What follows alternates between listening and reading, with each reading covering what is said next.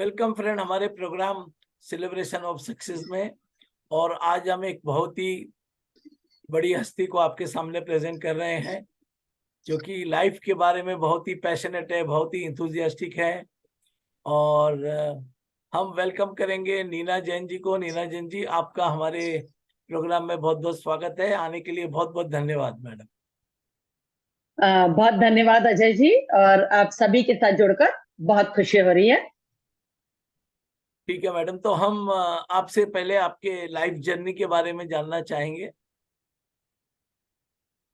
मैं नीना जैन हूँ और एक आम भारतीय महिला, जिसने कि मैंने शुरुआती अपनी स्टडीज जो शुरुआती थी, बिल्कुल जो शालेय शिक्षा जिसे कहते हैं, वो मध्य प्रदेश के विभिन्न शहरों में की, क्योंकि मेरे फादर गवर्नमेंट जॉब में थे। और फिर कॉलेज के लिए होलकर साइंस कॉलेज इंदौर में मैंने अपना बीएससी किया, और उसके बाद में देवी अहिल्या विश्वविद्यालय से एमए किया। और फिर एक आम लड़की की तरह ही मेरी शादी हुई, जो कि एक बड़े संयुक्त परिवार में हुई, जहाँ की जब मैं शादी होकर गई तो 36 लोग हम एक साथ रहते थे। और एक संयुक्त परिवार का जो सुख था वो बहुत ही अनमोल था, सबके सहयोग बहुत अनमोल थे। और यही कारण रहा कि इतनी बड़ी गृहस्थी को संभालते हुए, और फिर 2.5 साल के बाद मेरे ट्विंस बच्चे हुए, 2 बच्चे एक साथ हुए, जुड़वा। तो परंतु संयुक्त परिवार में होने की वजह से वो जिम्मेदारी भी बहुत ही आसानी से निपटी गई। और साइमल्टेनियसली, साथ ही साथ, मैंने अपनी जो विधा थी, जो कि कहीं अंदर थी, पर चूंकि अपन पढ़ रहे थे, कर रहे थे, तो कुछ वो बाहर इतना ग्रूव नहीं हो पाए थे, परंतु उसका शौक और उसको परखने की जारी रखी कवायद अपनी। और पूरे परिवार का साथ मिला। और माइक का शौक बचपन से था, कभी माइक फियर नहीं रहा। तो अपने संयुक्त परिवार में भी जब गाहे बगाहे मुझे जब भी मौका मिलता था तो एंकरिंग कर लेती थी। और साथ ही साथ सनावद जैसे छोटे शहर में थे, तो शिवमंगल सिंह सुमन साहब, मेरे डैडी के, जब हम उज्जैन में रहते थे तब पड़ोसी हुआ करते थे। तो एक बार मैंने उनसे कहा कि मुझे, बहुत छोटा गांव है, मुझे बहुत ऐसा लगता है कि मैं पता नहीं यार क्या कर पाऊंगी, मेरे पंख मैं कैसे पसारूंगी। तो he was like my guide, उन्होंने मुझे बहुत अच्छा गाइड किया। उन्होंने कहा कि पंख पसारने के पहले पहले उन्हें मजबूत करो। और तुम क्या कर रही हो अभी, जब तक तुम गृहस्थ जीवन में हो, बच्चे तुम्हारी जिम्मेदारी हैं, तो तब तक अपने आप को मजबूत करो, पहले अपने आप का विकास करो। और उसका सबसे अच्छा साधन है किताबें। और फिर उन्होंने मुझे बताया कि सनावद में मध्य प्रदेश की दूसरे नंबर की लाइब्रेरी आती है, इतनी बड़ी लाइब्रेरी थी। और ऐसे मेरा किताबों से नाता बना। वो मुझे लिख के देते थे कि ये किताब पढ़ो, इसमें से तुम्हें जीवन का ये सीखने को मिलेगा, अभी तुम्हें क्या जरूरत है। एंड मैं सच में बहुत शुक्रगुजार हूं उनकी, कि उन्होंने मुझे एक सही रास्ता दिखाया। तो जब पढ़ने की लगन लगती है, तो पढ़ने के साथ साथ आप में और विधाएं अपने आप आती हैं। हमारे पास शब्दकोश हमारा विकसित होता है, जीवन के प्रति ज्ञान विकसित होता है। और लिखने की रुझान फिर लगने लगा कि इतना पढ़ रही हूँ तो जब मन में विचार आते हैं तो कहीं लिखो उसको। तो छोटी छोटी डायरीज में तब लिखती थी, तब तो कोई मेरा न कभी कोई पब्लिश हो रहा था या कुछ नहीं हो रहा था। पर हाँ, उससे एक संबल मिल रहा था कि हाँ, कुछ तो है अंदर, जिसको कि हम देंगे रूप तो जब समय आने पर तो दे पाएंगे। ऐसे ही फिर धीरे धीरे जब बच्चे बड़े हुए, उसके पहले ही मैंने, हाँ, 1999 में मुंबई जाकर एक छोटा सा कोर्स किया था। जस्ट 8 डेज का था। उस वक्त पे वो बहुत महंगा कोर्स माना जाता था। वाग्मिता करके कोर्स था पब्लिक स्पीकिंग का। तो वो मुझे बड़ा शौक था कि पब्लिक में बोलने के लिए क्या चाहिए होगा, ये जानूं तो सही। तो फिर वहां जाकर मैंने पब्लिक स्पीकिंग का कोर्स किया, और उसने बहुत मदद की। जो एक फियर खोलने का बात होती है, या हम अचानक से स्पॉन्टेनियस आपको कहीं बोलने का बात आई, फिर मैंने आके कुछ एक क्लासेस भी ली पब्लिक स्पीकिंग पे, मोटिवेशन पे, सेल्फ ग्रूमिंग पे। और महिलाओं को वहाँ, चूंकि छोटा गांव था, तो वहां महिलाओं को कि स्वयं को पहचानने के लिए उनको, तो थोड़ी बहुत क्लासेस लेती थी। कभी पैसे के लिए प्रोफेशनली कभी काम नहीं किया, शौक मुझे हमेशा से यही रहा कि जो कुछ मेरे पास है उसे उसे बस बांट दूं। और बांटने में ही मुझे खुशी थी, मुझे ये भी नहीं था कि पता नहीं किसी को फायदा हो रहा है या नहीं, ये भी मैं बहुत कोशिश नहीं करती थी जानने की। हमेशा से बस ऐसा लगा कि शायद शेयर करने से ही खुद का ज्ञान भी बढ़ता है, हम जब कुछ शेयर करते हैं। तो ये तो हुई ये वाली। फिर इंदौर आ गए। इंदौर में काफी सारे एंकरिंग के प्रोजेक्ट्स मुझे मिलने लगे। हिंदी पर अच्छी पकड़ होने की वजह से साउथ में काफी प्रोजेक्ट्स मिलने लगे। श्रवण बेलगोला के मैंने महामस्तकाभिषेक में दोनों बार महामस्तकाभिषेक में वहां अपना काफी सारे एंकरिंग प्रोजेक्ट्स वहां संभाले।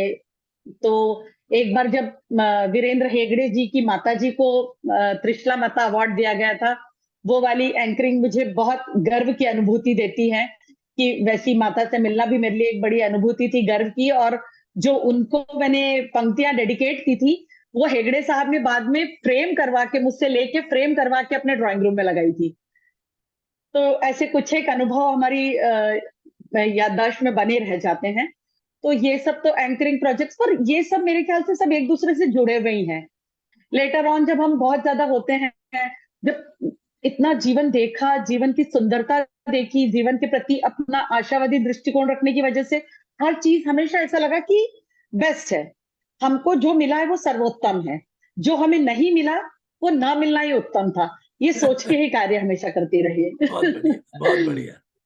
तो हाँ जी, ऐसे ही फिर मोटिवेशनल स्पीकिंग सेशन स्कूल्स में लेने लगी। जहां भी जो भी अभी भी आमंत्रित करते हैं, अभी कुछ एक स्कूल से टाई अप हुए हुए हैं, तो वहां छोटे बच्चों को भारतीय संस्कृति की ओर हम वापस लाएं। थोड़ा सा हम दूर जा रहे हैं, वो एक दुख की बात लगती है मुझे हमेशा, कि हम अपने बच्चों को शायद तार्किक रूप से नहीं समझा पा रहे हैं।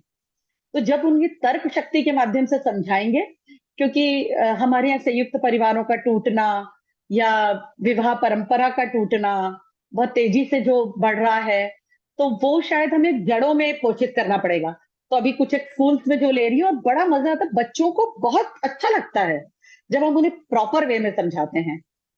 और सेहत के प्रति बहुत ही सजग हूँ। मुझे ये लगता है कि तंदुरुस्त तो ही मन चंगा है। मन दुरुस्त तभी हो सकता है जब हम तन से दुरुस्त होंगे, तभी मन से चुस्त होंगे। और इसीलिए सेहत के लिए काफी जागरूकता पर्यावरण के लिए बहुत ज्यादा है। पर्यावरण हमें हमारी सृष्टि को बचाए रखने के लिए भरसक प्रयास करने चाहिए। और सेहत के लिए एक ना एक एक्टिविटी से जरूर जुड़े रहना चाहिए, चाहे वो योग हो, चाहे आप सिंपल वॉकिंग करें, या साइकिलिंग तो एक बहुत ही खूबसूरत तरीका है ही जिससे हम जमाने से जुड़ सकते हैं। तो एक कोई भी एक्टिविटी से सेहत के लिए तन और मन दोनों को दुरुस्त रखने के लिए जुड़े रहने की कोशिश रहती है, और जोड़ने की कोशिश भी रहती है। अब बहुत आप बताएं कुछ बहुत और। बहुत बढ़िया मैडम। आपके जो जीवन यात्रा है वो बहुत लोगों के लिए प्रेरणादायक हो सकती है, क्योंकि आप जब वो सोशल मीडिया का जमाना नहीं था, डिजिटल का जमाना नहीं था, तो पब्लिक स्पीकिंग सीखने के लिए बॉम्बे गई। तो इसका मतलब है कि जिसको भी अगर चाह है तो वहां पे राह जी है और अच्छी तरह से हो सकता है। और आपको किताबें पढ़ने का शौक हुआ, आपने किताबें पढ़ी और आज आप उसमें बहुत बढ़िया काम कर रही है, उसके लिए धन्यवाद। तो मैंने आपके बारे में अभी सुना भी है और आपके कुछ फोटो भी देखे हैं कि आप साइकिल के जी बहुत बड़े इंथुसियास्टिक है। तो ये कैसे आया साइकिल आपके जी। जीवन में? और हाँ देखिए, जब कोविड काल ने हमें बहुत कुछ सिखाया, वो यदि एक हमारे ऊपर एक अगर समस्या बनकर आया, परंतु मुझे लगता है कि गुरु भी बनकर आया। उसने बहुत हम सभी को अपने अपने स्वास्थ्य के प्रति सजग किया। हम सभी को उसने, कोविड काल ने ये बताया कि पैसा कुछ भी नहीं है अगर आपके पास सेहत नहीं है। तो हमें सेहत, अब चूंकि कोविड का काल था, घरों में सब कोई बंद थे। जब लॉकडाउन के पीरियड को अगर हम छोड़ भी दें, उसके बाद भी सारे जिम बंद थे। घरों में इतनी, अब हमारे पास, हम लोग छोटे छोटे दड़बों में तो रह रहे हैं, हमारे बड़े मकान तो हम गांव में छोड़ आए, तो यहाँ पे हमारे पास बहुत स्पेस तो होती नहीं है।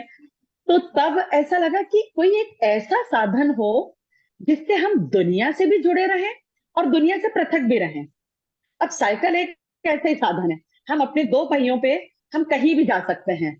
और जो उस वक्त पे जो इसकी संक्रमण की जो हमें डर रहता था, उससे भी हम बचे रहते थे। तो उस दौर में हम साइकिल के प्रति रुझान बढ़ा और धीरे धीरे वो बहुत ही उसने ऐसा रूप ले लिया कि हमारा एक साइकिलिंग ग्रुप है। उसमें हम लोग काफी सारे लोग वैसे तो जुड़े हुए हैं, पर कम से कम 20 एक लोग हमेशा एक साथ हो ही जाते हैं। तो अब हमारा वो बन गया है कि हम सुबह 5:30 बजे प्रतिदिन निकलते हैं। हमारे एक ग्रुप एडमिन है, तो ग्रुप पे वो डाल दिया जाता है और हम इंदौर का भ्रमण करते हैं। इंदौर के आसपास के 25 किलोमीटर का भ्रमण करते हैं। मंदिर हो, प्रकृति हो, कभी कोई किला देख रहे हैं, तो जो हमको ना उस वक्त पे भीड़ मिलती है, ना हमें जहाँ टिकट होते हैं वहां टिकट लगते हैं, और सेहत की सेहत। तो हम इस तरह से हम प्रकृति के साथ जुड़ रहे हैं, हम आपस में जुड़ रहे हैं और हम लोगों को सचेत कर रहे हैं। हमारा वो ग्रुप शुरू हुआ था करीब शायद 20 एक लोगों से, और आज उसमें शायद से मेरे ख्याल से 150 से ऊपर ही मेंबर होंगे। और ऐसे कम से कम इंदौर में मेरे ख्याल से तो 25 एक ग्रुप तो चल ही रहे होंगे, मुझे एग्जैक्ट तो पता भी नहीं है। और काफी डॉक्टर्स हैं उसमें, सीए हैं, मतलब सभी सभी जो है वो पढ़े लिखे लोग हैं, जो अब खुद भी अवेयर हो रहे हैं। और साथ ही साथ वो ये चाहते हैं कि हम इस तरीके से हम जनता को जागरूक कर सकें। हम महापौर साहब से जब मिलते हैं साइकिलिंग पे, वो बहुत ही प्रसन्न होते हैं। तकरीबन वो हमें कई बार मिल जाते हैं, हम जब सुबह साइकिलिंग करते हैं, उनका रूटीन रूट का वो टाइम रहता है, शहर का जो वो चक्कर लगाते हैं। तो वो बड़े खुश होते हैं कि आप ये एक पर्यावरण के प्रति भी बहुत अच्छी जानकारी दे रहे हैं, सजग कर रहे हैं लोगों को। बस साइकिलिंग का तो ऐसा, शायद आप भी कल से हमारे साथ अगर जुड़ेंगे तो 15 दिन में आप भी उसी के उतने ही शौकीन हो जाएंगे। सही है, सही है। तो मैडम, आप ये जो लाइफ कोचिंग और ये सब करते हैं, तो ये कहाँ से आया और अभी आप क्या क्या कर रहे हैं उसमें? हाँ, मोटिवेशन देखिए लाइफ मेरे ख्याल जी, मोटिवेशनल स्पीकिंग का अर्थ शायद ये है कि वो जो स्वयं में ये समझता है कि जीवन बहुत सुंदर है और आशावादी दृष्टिकोण रख रहा है, वो मोटिवेशनल स्पीकर बन सकता है। क्योंकि वो किसी को मोटिवेट कर सकता है। मैं जो एक स्कूल में गई थी, वहां मैंने देखा कि 14-14 साल के बच्चे बहुत निराशा में घिरे हुए हैं। उनको उनके ऊपर प्रेशर बहुत डाल दिया गया है, हर चीज का प्रेशर है। आपको पढ़ने से लेके सेहत से, मतलब कंपैरिजन जो चल रहा है समाज में, होड़ बहुत ज्यादा चल रही है। और शायद हर कोई माँ बाप अपने बच्चों को छोड़ के, और एक बच्चों की ही बात नहीं है, शायद हस्बैंड अगर कम कमा रहा है, सामने वाला ज्यादा दिखेगा, हर चीज में, वाइफ से हस्बैंड की वाइफ से wife, everyone is on competition. तो जो होड़ है उसको हमें दौड़ शब्द में बदलना है, कि अपनी अपनी दौड़ रखिए। हम अपनी दौड़ यदि जारी रखेंगे तो हमें किसी से होड़ करने की जरूरत ही नहीं है, हम अपना बढ़िया। बेस्ट परफॉर्मेंस देंगे। तो ये मोटिवेशनल स्पीकिंग सेशंस होते हैं, और इसी को लाइफ कोच भी कह सकते हैं, कि जीने का आशावादी दृष्टिकोण। इसमें मैं ये कहूंगी शायद कि हम सबके पास बहुत है कर दिखाने का, परंतु सबको अपने भरोसे पर शक है, और अपने शक पे पूरा भरोसा है। वो तो शायद जब जब भी थोड़ा कभी हर किसी के जीवन में अच्छा बुरा वक्त आता है, मैं यही कहूंगी कि जब भी कभी आपका वक्त रुका सा लगे, थमा सा लगे, या लगे कि हम थोड़े पीछे की ओर जा रहे हैं, तो उस वक्त निराश होके हाथ पे हाथ धर के बैठने की बजाय उस वक्त पे अपने को खंगालिए, अपने आप को निखारने की कोशिश की, अपने गुण और अवगुण पर अगर ध्यान दे लिया, तो हम उस वक्त को बहुत बेहतरीन तरीके से कर सकते हैं। हम बस अपने अवगुणों पर कार्य कर लें, कि ये मैं बहुत जल्दी क्रोधित हो जाती हूँ, मैं बहुत जल्दी हाइपर हो सकते हैं, हमें हमें पेशेंस की कमी, ये जो सबसे ज्यादा नॉर्मल चीजें हैं। तो अगर हम थोड़ा सा इस पे कार्य कर लें और अपने गुणों को पहचान लें, कई बार क्या होता है ना, जैसे मैंने आपको कहा कि बहुत सारी चीजें इनबिल्ट होती हैं, बट वो बाहर आती ही नहीं है। अभी जैसे एक हम पंजाब की दादी जी का पढ़ रहे हैं, एक एग्जाम्पल चल रहा है उनका ना, कि she is 94 years old Covid के टाइम पे, और उनके हाथ में पाक कला का इतना हुनर था।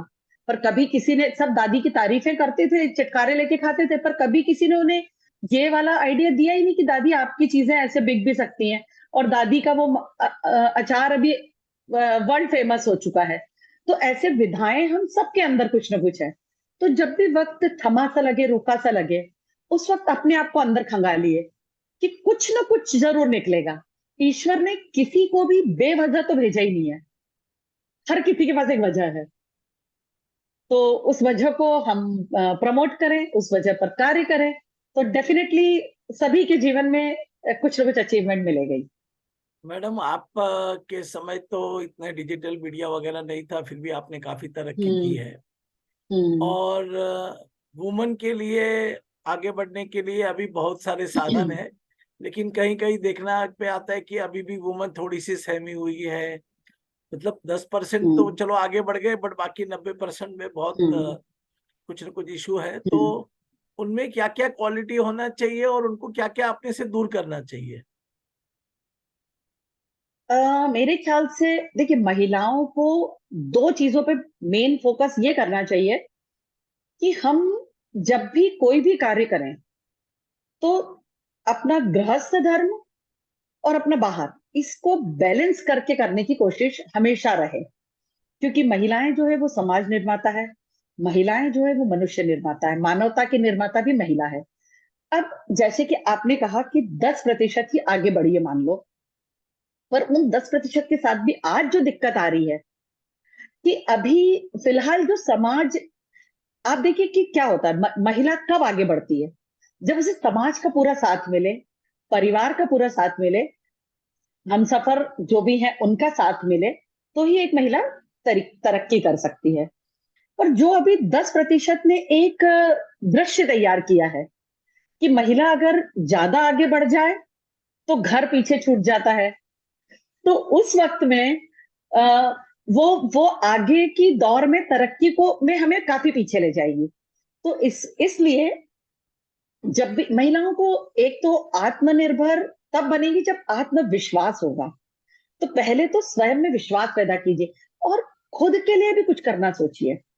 जब मैं कई बार देखती हूँ किटी में महिलाएं जो कि करोड़पति घरों की होंगी, पर यदि हम 1000 रुपए मांगेंगे उनसे किसी चीज के लिए, वो देती नहीं खुद के लिए।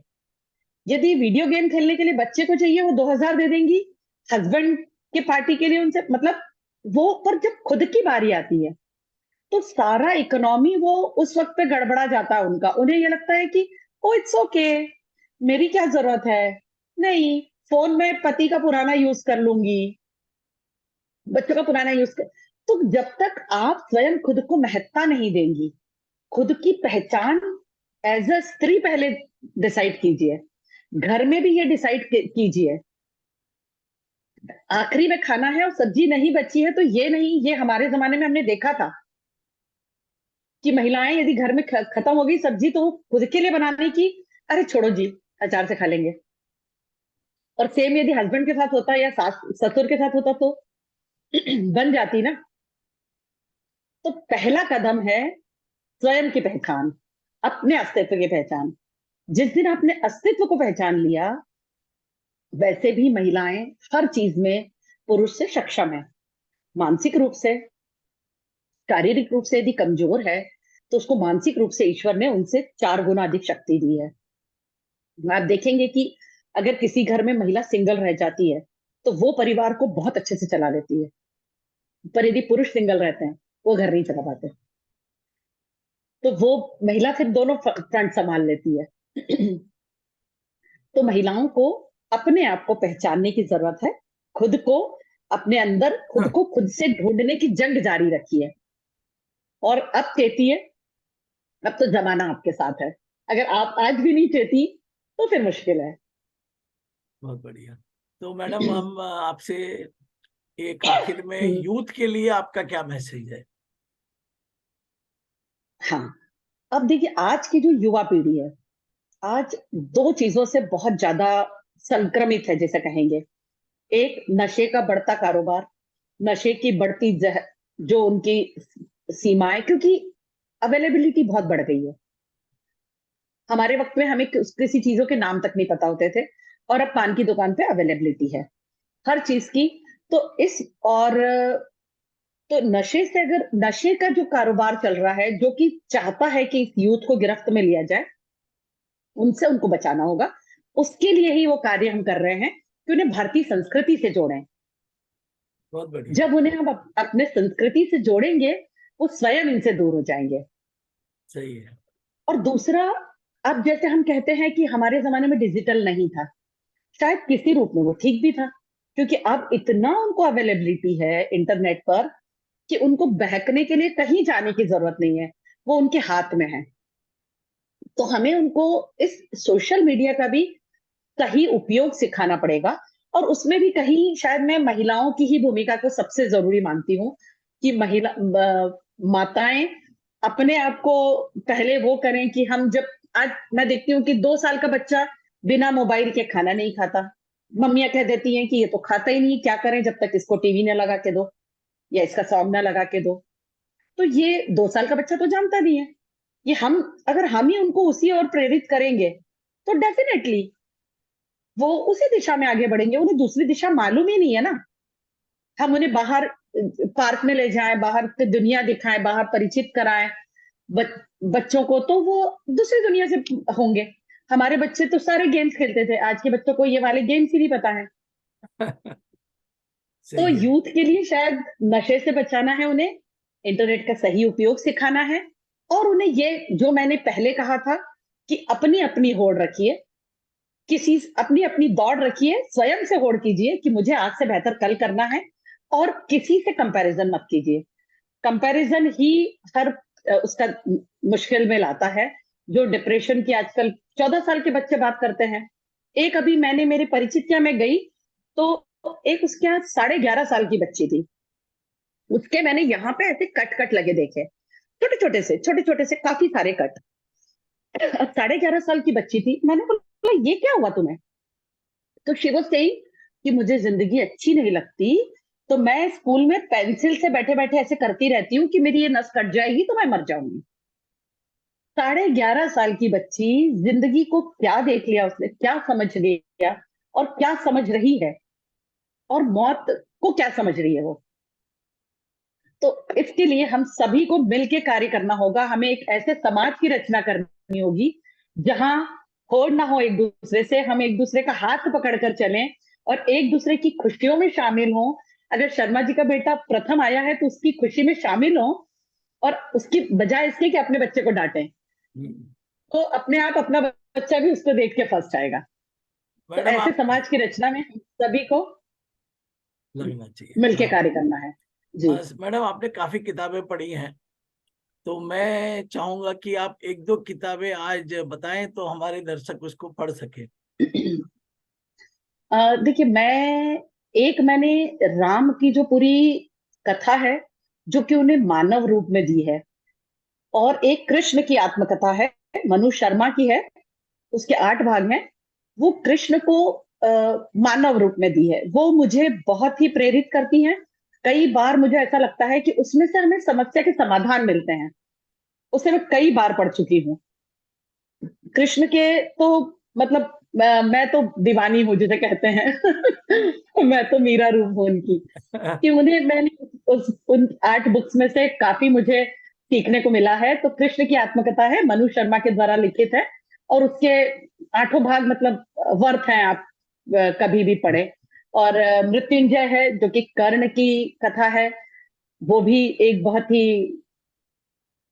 अ, मतलब जीवन उपयोगी बुक कह सकते हैं जिसे हम।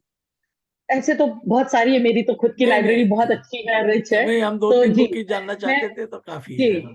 तो कृष्ण की तो आत्मकथा पढ़ सकते हैं, मृत्युंजय पढ़ सकते हैं। हम्म, ठीक है मैडम, जी। आप आए और आपने थोड़े समय में काफी जानकारी दी, और मुझे पूरा विश्वास है कि हम्म। आपकी बातों को सुन के बहुत लोग प्रभावित होंगे, मोटिवेट होंगे, और आप अच्छा काम करते रहे, इसी कामना से हम आपको बहुत बहुत धन्यवाद अदा करना चाहते हैं। बहुत बहुत धन्यवाद अजय जी, आप सबके साथ जुड़कर मुझे भी बहुत अच्छा लगा। और कभी भी किसी भी वक्त आप याद करें, हम हाजिर होंगे।